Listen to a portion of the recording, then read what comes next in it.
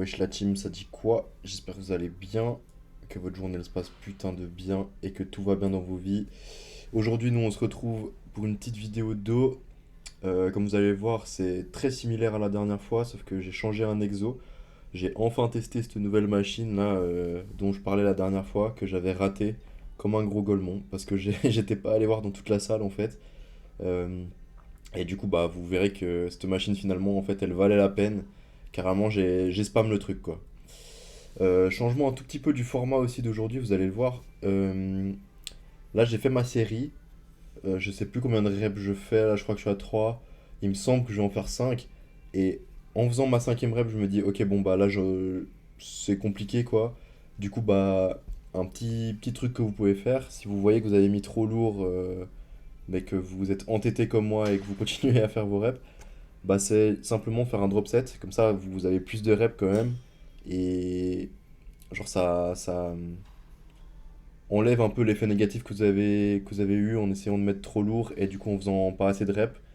Bah genre là vous rajoutez du volume et puis vous voyez que je rajoute pas beaucoup de reps hein, parce que je me suis déjà cramé de fou en faisant hyper lourd.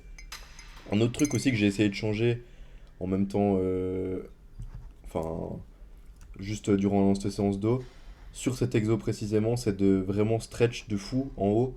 Parce que je regardais un peu les autres vidéos et puis je me suis rendu compte que bah, j'avais pas les bras forcément. Voilà, je sais pas si. Non, là on le voit pas du coup, là je tends les bras, mais il y a certains moments, bah, par exemple quand j'ai fait le drop set là, je tendais pas les bras. Euh, alors c'est pas une question de tendre les bras, c'est plutôt une question de stretch vraiment jusqu'en haut. Peut-être qu'il y a des gens qui arrivent à le faire sans tendre les bras, mais moi j'arrive pas. Du coup, bah, le meilleur moyen que j'ai trouvé, c'est de tendre les bras et de vraiment remonter ses épaules, les rebaisser en début de mouvement et repartir pour essayer d'avoir le stretch maximal. Et je pense que ça a bien marché. À voir si je continue à faire ça sur le long terme, je pense que oui, parce que je vois pas d'effet négatif à stretch de fou ton muscle. Enfin, là, comme ça, en tout cas, j'en vois pas. Et même, je sais plus qui j'avais entendu dire ça. Je crois que c'est. Je suis pas sûr, hein. Donc là, je vais vous dire un nom. L'argument, d'un coup, il va sembler un peu moins valide. Mais je crois que c'était Greg Doucet quand il coachait Shan et je sais plus comment il s'appelle, son pote roux bouclé là.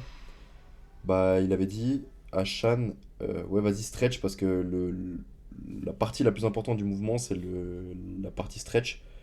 Et en vrai, franchement, je trouverais même pas ça étonnant parce que bah pourquoi pas en fait, hein. Pourquoi est-ce que ce serait la partie du coup contractée?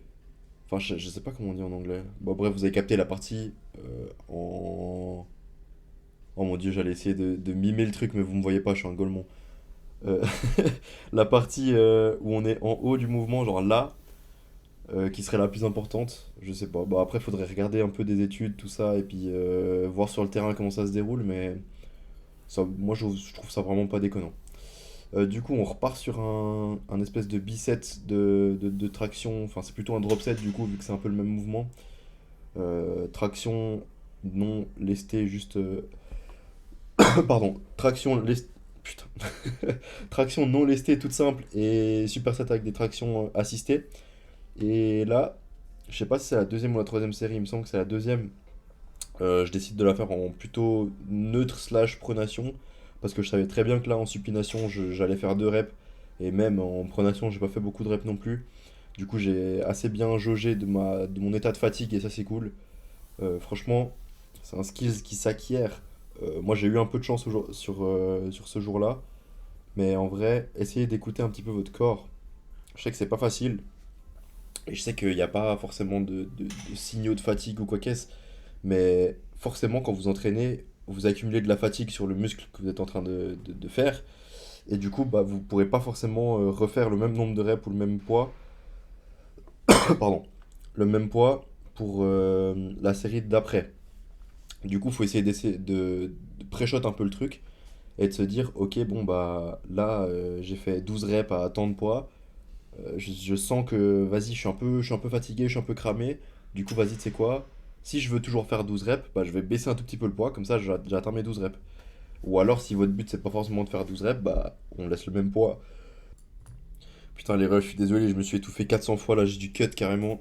Alors que je le fais jamais, mais là j'avais pas le choix parce que Vraiment, je me suis étouffé.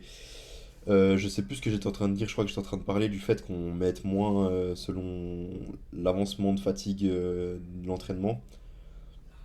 Mais du coup, ça c'est un truc qu'il faut savoir faire, un petit peu quand même s'adapter quoi. Et puis ne pas se surestimer, ça c'est un petit peu dur. Moi franchement je me surestime vraiment souvent.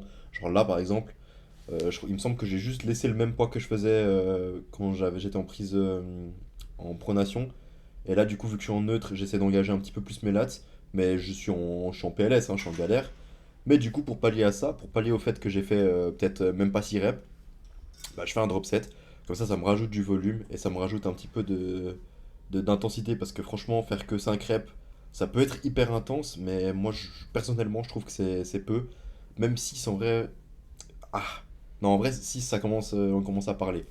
Mais en dessous de 6 reps, franchement, c'est pas le nirvana des répétitions, quoi. Du coup, ensuite, je vous ai filmé que deux séries d'arrière d'épaule. J'en ai fait trois ici et trois à la prochaine station. Vous allez voir ce que j'ai fait. Cette machine, franchement, je sais pas. C'est un peu. Je suis vraiment fan pour les fly. Mais pour l'arrière d'épaule, le truc, c'est qu'on peut vraiment pas stretch le début de mouvement. Et du coup, vu que c'est déjà un mouvement qui de base n'a pas beaucoup d'amplitude si on veut pas engager les trapèzes, bah c'est un peu relou. Tandis que là, vous voyez, je peux rapprocher beaucoup plus mes mains et donc stretch plus l'arrière d'épaule. Parce que là, vous voyez, franchement, il n'y a pas une énorme range of motion. Si vous regardez les poids qui bougent, ça bouge pas non plus de fou. Et si vous regardez mes bras, ils font pas 180 degrés, quoi. Mais c'est la manière que je trouve la plus efficace de faire parce que dès qu'on essaye d'aller un peu plus loin, on désarrondit le dos, donc on contracte les trapèzes. Et puis moi, c'est pas ça que je veux faire, c'est vraiment essayer d'isoler l'arrière d'épaule, ce que j'ai envie de faire. Du coup, c'est pour ça que je fais des baby reps, on dirait. Du coup, fameux posing avec la lumière, la lumière qui tabasse, la lumière qui te surexpose de fou furieux. Franchement, je sais pas, faut que je trouve une solution pour le posing parce que même. Bon, vous me direz ce que vous en pensez, vous. Mais moi, je trouve ça pas. Ouais. Bon, c'est ok. Non, en vrai, c'est ok. Juste que je suis un peu tordu là quand je fais mon lat spread, mais vas-y, tranquille. Ça, c'est des trucs qui se règlent. Et c'est cool que je le vois aujourd'hui en fait, que je suis tordu quand je fais mon lat spread. Du coup, pour les prochaines fois, je saurai que je suis pas droit. Voilà le dos. Ouais, mais vous voyez quand même, il y a vachement d'ombre sur mes lombaires et sur la deuxième partie de mon dos. Du coup, on voit un petit peu moins bien, mais bon, c'est pas grave. De toute façon, le but, c'est que je sois prêt pour faire de la scène, que je sois un gros beau gosse là, que je moque tout le monde sur scène et que je gagne ma première compète directe. Parce que moi, je vous le dis, les gars, si je fais une compète, c'est pour gagner. Je suis pas là pour jouer, je suis pas là pour ah ouais, au moins j'ai participé, je vois ce que ça fait. J'en ai rien à foutre, je veux juste gagner en fait. Du coup, bah, je sais pas encore trop quand je vais la faire cette compète, mais je vais essayer de la faire en. Allez, vas-y, vous savez quoi? Je donne une date, non, pas une date, mais une deadline. Je sais plus qui c'est. Oui, une deadline. Au minimum fin d'année prochaine, donc fin année 2025, j'ai fait ma première scène et j'ai gagné ma première scène. Si je gagne pas, je supprime ma chaîne YouTube. C'est bon pour vous? Bon, allez. Les gars, demain vous voyez du coup la vidéo jambes. Moi je vous souhaite une bonne soirée, un bon entraînement. Et peut-être que sur la vidéo jambes on retourne au format habituel, c'est-à-dire où quand je parle pendant la séance, parce que je vois que vous kiffez un petit peu plus quand je parle pendant la séance. Vous interagissez plus avec le contenu quand je suis en train de parler. Même si personnellement je trouve que je dis des choses plus intéressantes quand je suis chez moi, parce que bah du coup j'ai le temps de réfléchir, je suis posé, je peux faire des blagues et tout. Bon, je en fais pas de ouf, mais vous avez capté. Tandis qu'à la salle, je suis un peu plus shy, je parle moins fort, c'est moins. Je suis juste KO là parce que je viens de me chier dessus à la presse. Je sais pas. Mais bref, on verra comment ça donne par la suite. Ce que vous kiffez le plus. Dites-moi en commentaire, les mecs, hein, ce que vous kiffez le plus. Moi, je suis là pour que vous kiffiez. J'aime bien faire les deux types de vidéos, même si franchement, celle où je suis en commentaire et juste après, c'est beaucoup plus pratique pour moi. Mais si vous me dites vraiment, putain, mais on kiffe trop, comment tu faisais avant et tout, bah, vas-y, hein, je suis un crowd pleaser, moi, il faut que j'agisse de la sorte. Mais bref, je vous re-souhaite une bonne soirée, un bon entraînement, et allez faire vos putains de jambes, les mecs.